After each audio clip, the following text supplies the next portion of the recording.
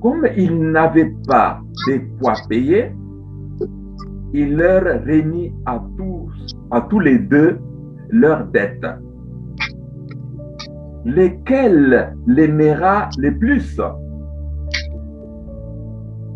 Simon répond, celui, je pense, auquel il a le plus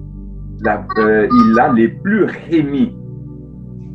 Jésus lui dit, tu as bien jugé. Puis, se tournant vers la femme, il dit à Simon. Jésus se tourne vers la femme, mais en parlant à Simon. Voici cette femme. Je suis entré dans ta maison et tu ne m'as point donné l'eau pour laver mes pieds. Mais elle les a mouillés de ses larmes et les a essuyés avec ses cheveux. Tu ne m'as point donné de baisers, mais elle, depuis que je suis entré, elle n'a point cessé d'embrasser mes pieds. Tu n'as point versé d'huile sur ma tête, mais elle a versé du parfum sur mes pieds. C'est pourquoi je te l'ai dit, tes nombreux péchés ont été pardonnés, car elle a beaucoup aimé. Mais celui à qui on pardonne peu, aime peu. Et il dit à la femme, tes péchés sont pardonnés. Ceux qui étaient à table avec lui se mirent à dire en eux-mêmes, qui est celui-ci qui pardonne même le péché? Mais Jésus dit à la femme, ta foi t'a sauvé, va en paix. Voici la parole, une belle parabole, bien-aimée, que nous voulons partager aujourd'hui. Cette parabole de cette femme qui a osé de s'approcher de Jésus. Dans cette parabole, on nous parle de Jésus qui était invité chez un pharisien.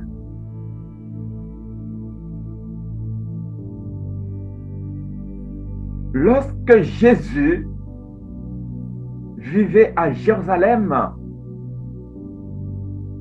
au sein de l'Église, il existait beaucoup de mouvements spirituels. Alors les pharisiens constituaient un parti religieux, comme un parti politique, mais religieux.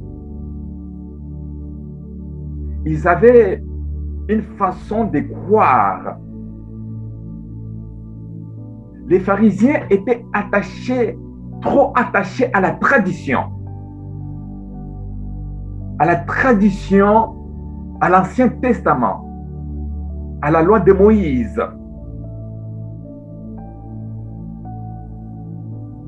Est-il que Jésus, ce jour-là, est invité chez Simon le pharisien?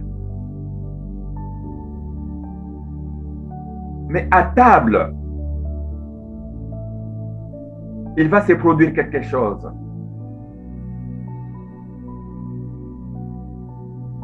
Chers frères et sœurs, les femmes ont toujours un courage extraordinaire.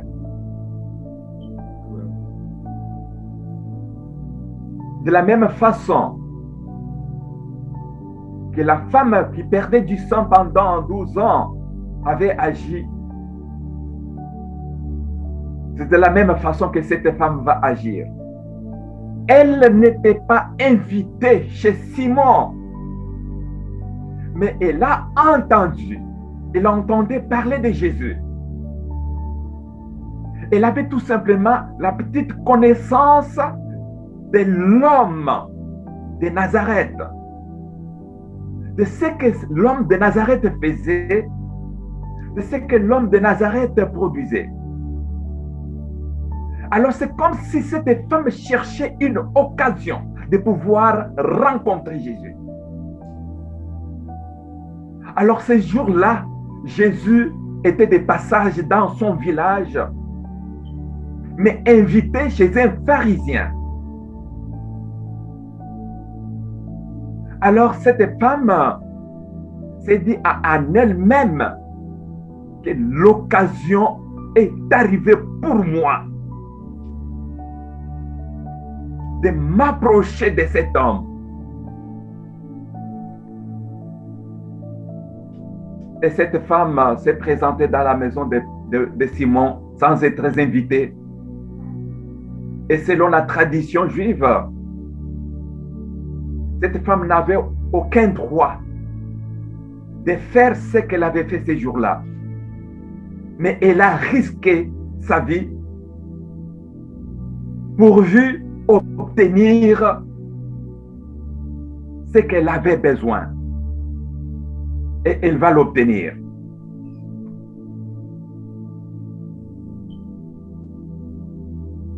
Chers frères et sœurs,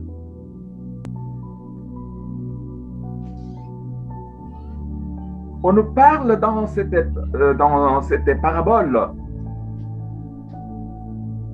Ça, c'est Jésus qui parle en parabole, en donnant l'exemple d'un créancier, d'un prêteur. Un prêteur qui prête à l'un 100 $, mais à l'autre 1000 $. Alors, comme les deux ne pouvaient pas retourner la somme, ni l'un ni l'autre, alors les prêteurs prennent la décision de remettre la dette, d'abandonner la dette. C'est comme ça que Jésus parle à Simon. C'est comme ça que Jésus veut faire réfléchir Simon, le pharisien. Et Jésus lui posera la question: si les prêteurs remettent la dette aux deux, qui parmi les deux aimera le prêteur? Et Simon va répondre en disant: c'est lui qui avait la plus grande dette. Et pour la première fois, Jésus dira à Simon: oui, tu as bien répondu. Chers frères et sœurs,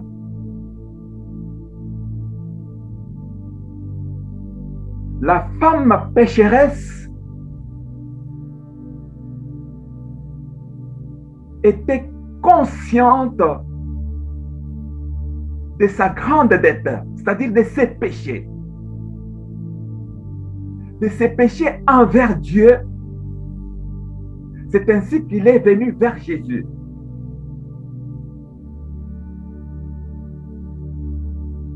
Elle était consciente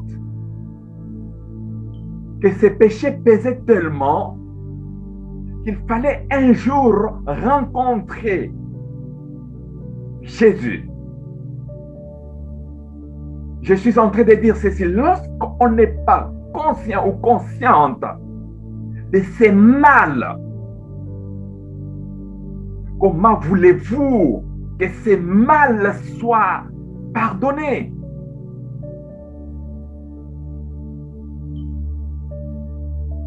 La leçon que cette femme nous donne, c'est la conscience de sa grande dette. De sa grande dette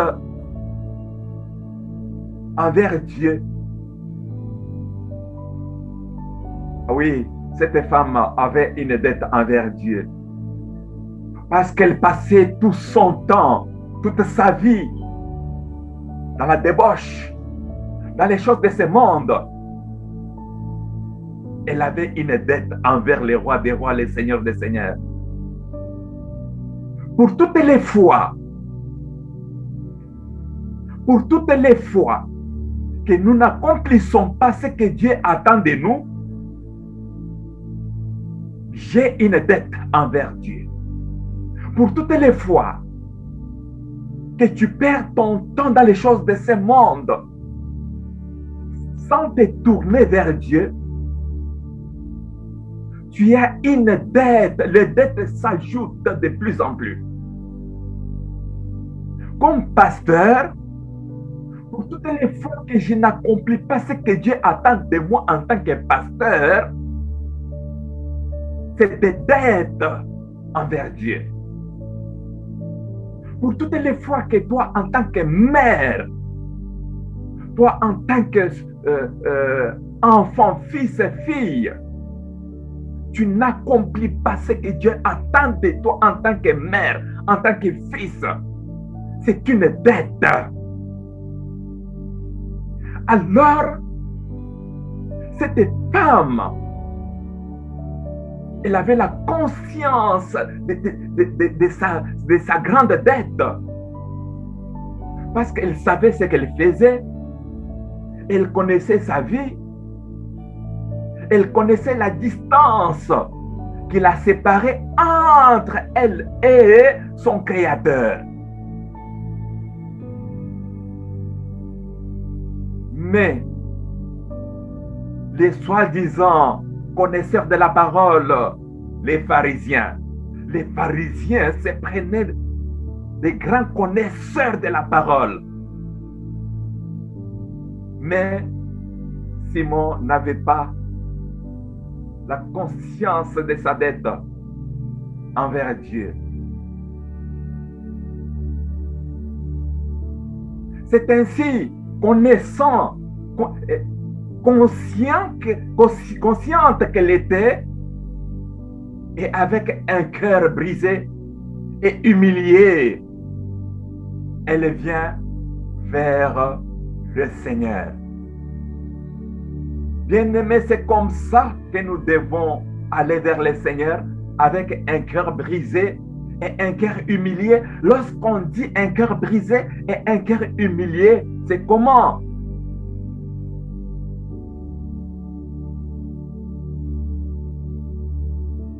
Nous venons de les lire, bien-aimés dans le Seigneur.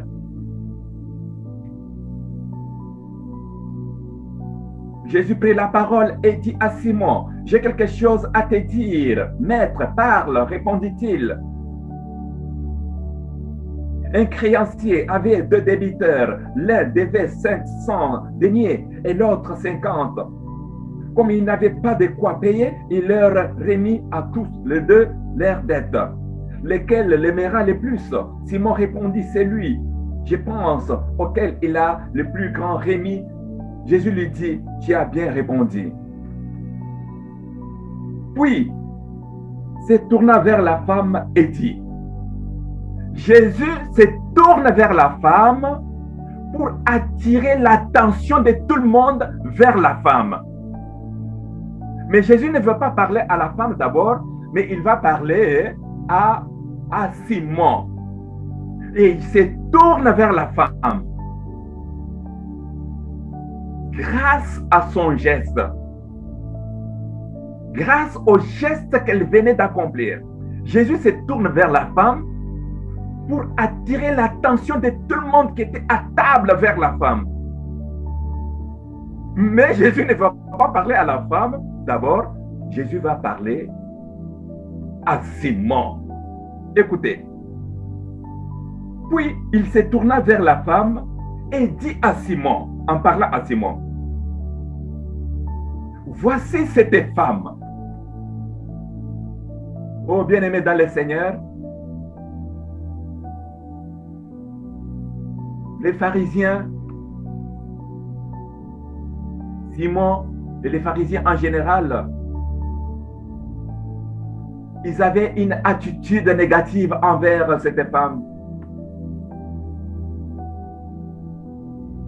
Un pharisien ne pouvait pas recevoir dans sa maison une femme de mauvaise vie.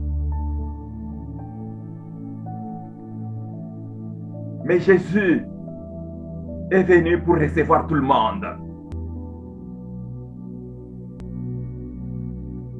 L'homme a toujours des préjugés. L'homme voit que l'extérieur. L'homme juge selon l'apparence extérieure. Mais hélas, il faut faire très attention. Parce qu'on ne connaît pas toute démarche que quelqu'un commence vers son Dieu dans son intimité, en secret. Lorsque Jésus attire l'attention de Simon et tout ce qui était là vers la femme, parce qu'ils avaient des préjugés négatifs. Écoutez, Jésus dit ceci. Jésus dit à Simon, voici cette femme. Je suis entré dans ta maison et tu ne m'as point donné d'eau pour laver mes pieds. Dans la tradition juive, lorsqu'un visiteur entre chez vous à la maison, on offre de l'eau pour laver les pieds. C'était dans la tradition.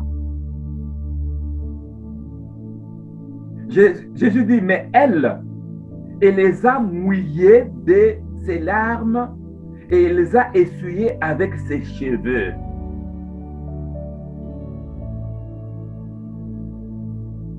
Quelle humilité! Voici les gestes qui prouvent un cœur brisé et humilié. Que les pharisiens et les autres gens qui étaient à table n'avaient pas. Bien-aimés dans le Seigneur, Jésus avait quelque chose à dire à Simon. Parce qu'il connaissait la pensée de Simon. La pensée des jugés, des préjugés. Dans 45, il dit, tu ne m'as point donné de baisers, mais elle, depuis que je suis entré, elle n'a point cessé d'embrasser mes pieds.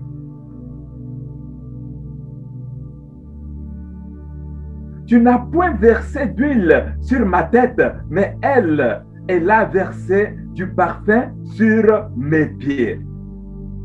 Oh, bien-aimés dans le Seigneur, vous comprenez vous-même le manquement de Simon-Pierre.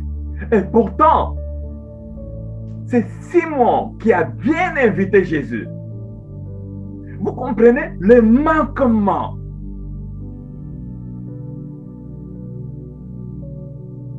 Ce que Simon devrait faire, cette femme l'a fait à sa place. Autrement dit, qu'est-ce que Dieu attend de moi à son égard? Qu'est-ce que Dieu attend de toi à son égard?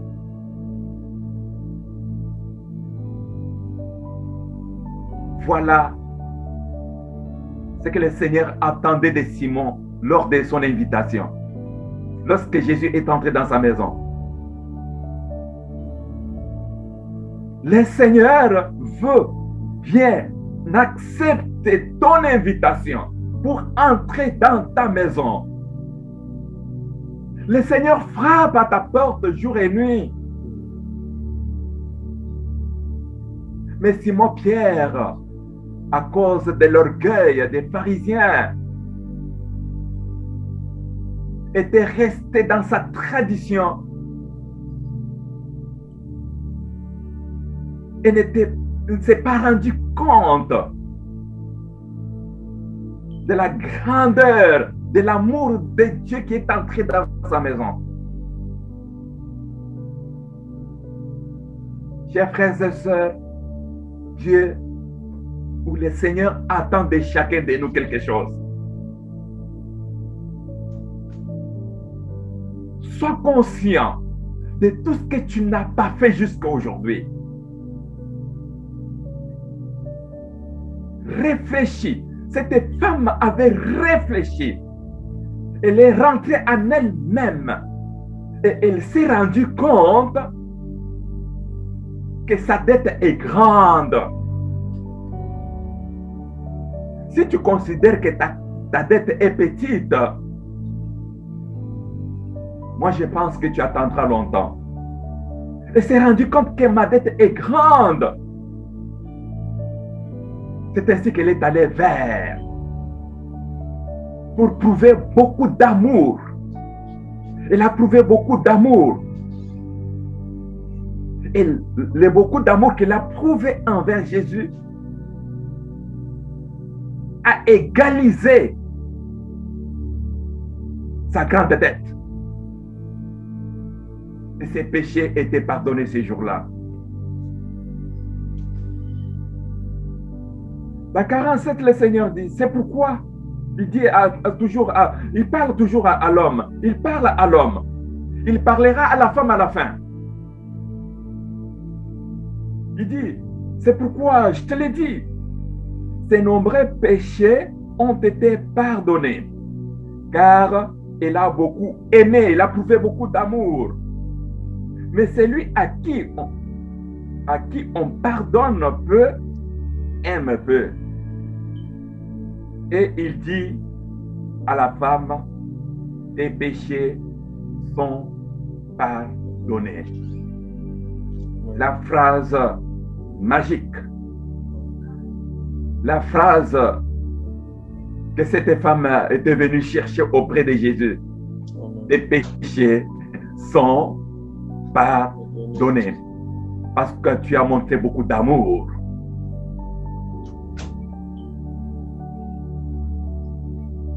Chers frères et sœurs, le Seigneur a quelque chose à te dire aujourd'hui. À toi, Simon. C'est toi, Simon. C'est moi, Simon, aujourd'hui. Le Seigneur a quelque chose à nous dire. Parce qu'il connaît la pensée de chacun de nous. Lui qui sonde le cœur et le rein. Lui qui pénètre la profondeur de l'homme pour connaître l'homme. Oh, chers frères et sœurs, sachons mieux discerner combien le Seigneur nous a pardonné pour aimer, l'aimer beaucoup. Sachons mieux discerner combien le Seigneur nous a pardonné pour l'aimer comme des fous et des folles. Dans 49, écoutez bien, ceux qui étaient à table avec lui s'est mis à dire à eux-mêmes, qui est celui-ci qui pardonne même le péché? Mais Jésus dit à la femme, ta foi t'a sauvé, va en paix. Qui ne risque rien n'a rien. Qui ne risque rien, comme disent ceux qui parlent français, qui ne risque rien n'a rien non plus. Bien-aimés, en toutes choses, nous devons risquer. En faisant des sacrifices, en nous oubliant pour le Seigneur. Cette femme avait risqué d'être insultée, humiliée, d'être tabassée. parce qu'elle est entrée dans la maison d'un homme, d'un docteur, un pharisien, sans être invitée. Elle, qui était connue dans le village comme une femme de mauvaise vie. Mais à cause que Jésus était là, en apprenant que Jésus est dans la ville, je dis non, je ne peux pas perdre cette opportunité. Oh, chers frères et sœurs, Jésus est dans ta ville aujourd'hui. Amen. Jésus est dans ta ville. Alléluia. Alléluia. Merci Jésus. Ne reste pas indifférent au passage de ton Seigneur. À travers cette parole que nous proclamons aujourd'hui, le Seigneur est dans la ville. Amen. Ne laisse pas passer cette opportunité que Dieu nous offre. Chers frères et sœurs, Simon avait tort de condamner la femme. Simon avait tort. La femme était acquittée par les juges célestes ce jour-là. Laisse qu'aujourd'hui, que quelqu'un reçoive dans sa maison le Seigneur pour être acquitté. Pour être acquitté. Nous voulons être acquittés de nos dettes. Merci Seigneur. La femme avait beaucoup de péchés, oui. Elle avait une mauvaise vie, oui. Elle était embrouillée dans cette vie-là, oui, c'est ça. Elle était embrouillée dans cette vie-là.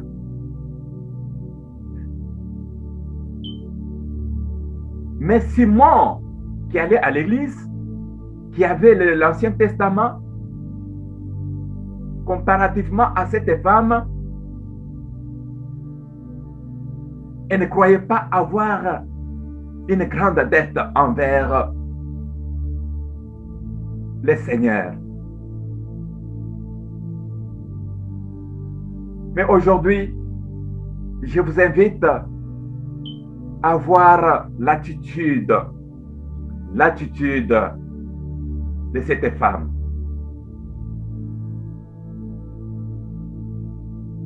L'attitude de cette femme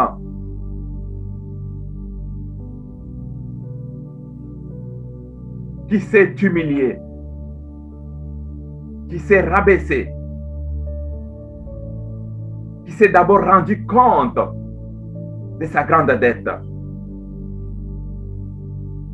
C'est ainsi que ses péchés étaient pardonnés. L'histoire que nous venons de lire est une histoire d'amour. Une histoire d'amour, l'amour de la femme, l'amour, une grande amour de la femme manifestant envers le Seigneur. C'est quoi l'amour que tu as envers le Seigneur, que tu peux manifester aujourd'hui? L'amour. L'histoire que nous venons de lire est une histoire de miséricorde. C'est-à-dire la miséricorde de Dieu envers la femme, une miséricorde gratuite. La miséricorde gratuite, l'amour et la miséricorde.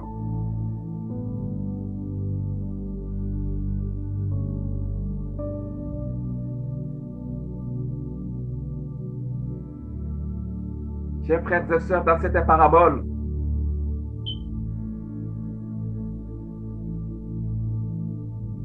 l'amour, on nous apprend que l'amour est la réponse appropriée.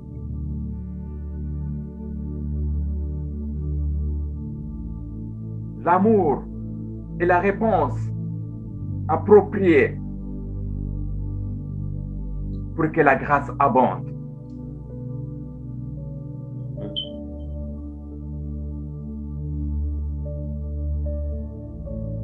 Ma question est de savoir, est-ce que cette femme avait droit à être pardonnée? Selon l'humain, c'est non.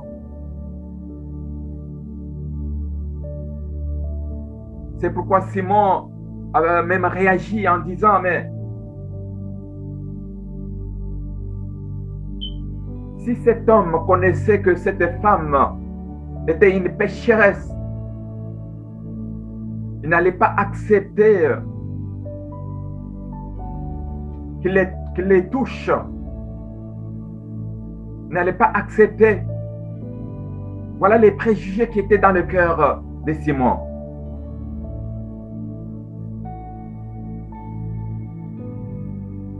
Chers frères et sœurs, Dieu est Dieu. Amen. Il fait les choses qui dépassent l'entendement de l'homme. Il ne fait pas ce que l'homme veut qu'on puisse faire. Amen. Quand il veut agir, il agit.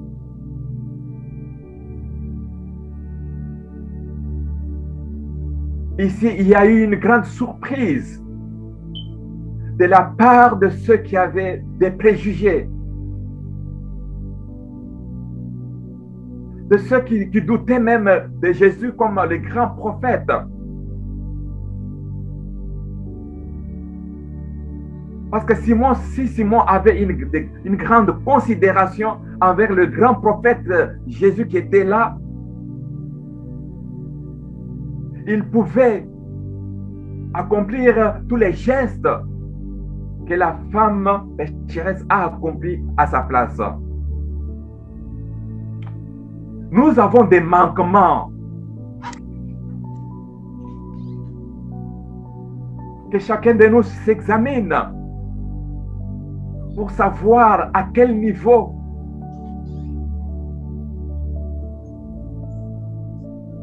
il a des manquements. Que chacun de nous s'examine pour savoir la quantité, la grandeur de sa dette.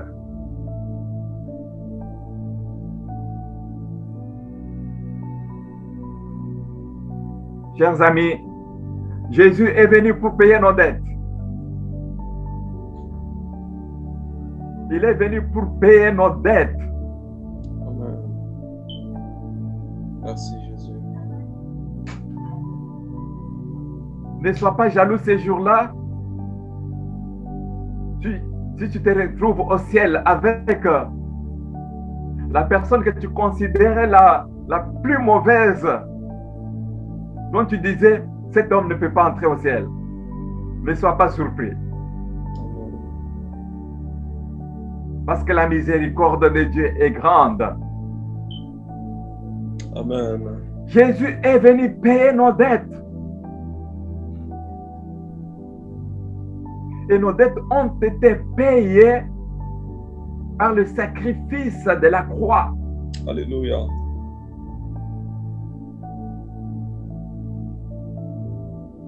Chers frères et sœurs,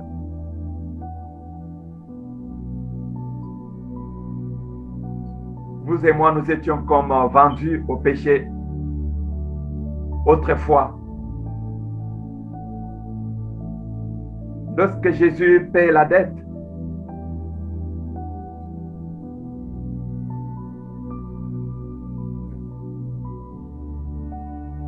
l'ennemi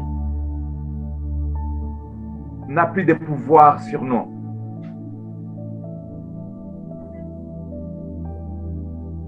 Mais ce qui étonne est de nous voir nous comporter comme si nous avons encore des dettes. Et pourtant, ma dette a été payée. Moi, j'ai été racheté. Toi, tu as été racheté. Merci Seigneur. On est déjà des hommes et femmes libres. Amen. Ne te laisse pas intimider par l'ennemi. Ne te laisse pas intimider. Mais rappelle que ma dette a déjà été payée.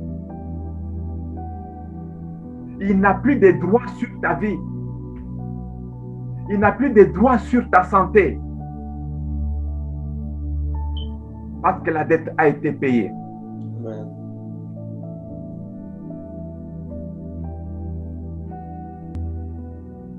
Merci, Seigneur. Ayant un cœur brisé et humilié. Nous allons lire le psaume 51 pour clôturer.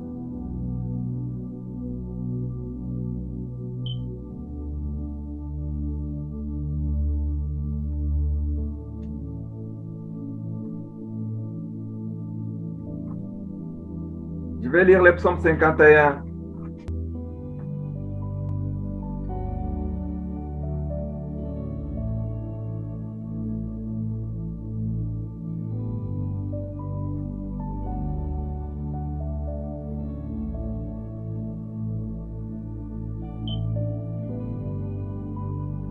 À 21.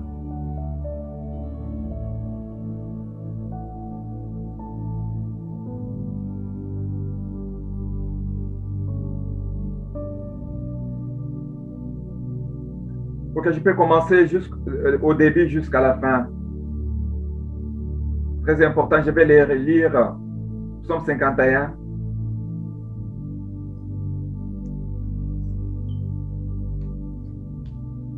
Ce psaume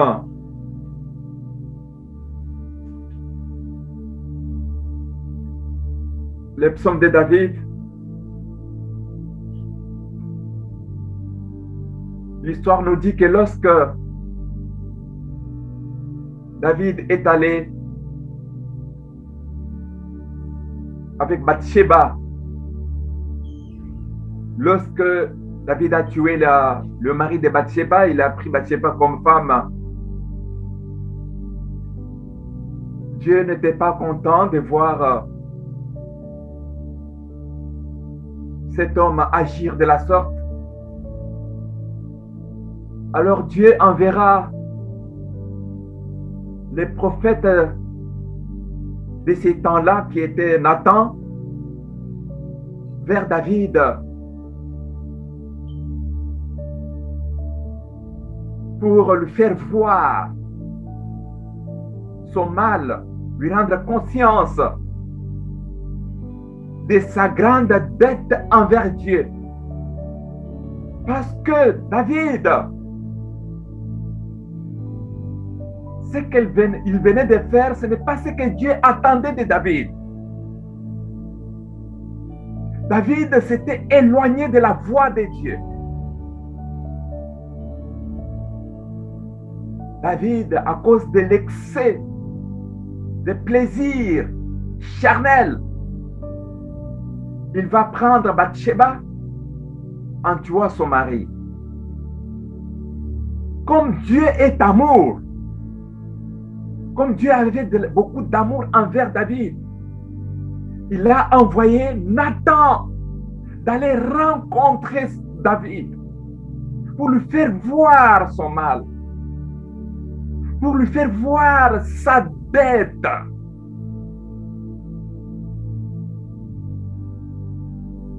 Une fois David conscient, et alors avec un cœur brisé et humilié, David descend au temple et compose ces psaumes. Je vais lire. Lorsque Nathan, le prophète, vint à lui, après que David fut allé vers Bathsheba, David pleure dans le temple et dit: ô Dieu, aie pitié de moi dans ta bonté, selon ta grande miséricorde, efface mes transgressions, lave-moi complètement de mon iniquité et purifie-moi de mon péché, car je reconnais mes transgressions et mon péché est constamment devant moi. J'ai péché contre toi seul et j'ai fait ce qui est mal à tes yeux, en sorte que tu seras juste dans ta sentence, sans reproche dans ton jugement. Voici, je suis né dans l'iniquité et ma mère m'a conçu dans le péché. Mais tu veux que la vérité soit au fond du cœur. Fais donc pénétrer la sagesse au-dedans de moi. Purifie-moi avec l'hysope et je serai pur. Lave-moi et je serai plus blanc que la neige. Annonce-moi l'allégresse et la joie. Et les os que tu as brisés se réjouiront. Détourne ton regard de mes péchés. Efface toutes mes iniquités. Ô Dieu, crée en moi un cœur pur. Renouvelle en moi un esprit bien disposé. Ne me rejette pas loin de ta face. Ne me retire pas ton Esprit Saint. Rends-moi la joie de ton salut et qu'un esprit de bonne volonté me soutienne. J'enseignerai tes voies à ceux qui te transgressent et les pécheurs reviendront à toi. Oh Dieu, Dieu de mon salut, délivre-moi du sang versé et ma langue célébrerait ta miséricorde. Seigneur, ouvre mes yeux, ouvre mes lèvres et ma bouche publiera ta louange. Si tu avais voulu des sacrifices, je t'en aurais offert, mais tu ne prends point plaisir aux holocaustes. Les sacrifices qui sont agréables à Dieu, c'est un esprit brisé. Oh Dieu, tu ne dédaignes pas un cœur brisé et contrit. Répands par ta grâce tes bienfaits sur Sion. Rebâtis les murs de Jérusalem. Alors, tu agréeras des sacrifices de justice, des holocaustes et des victimes tout entières. Alors, on offrira des taureaux sur ton autel.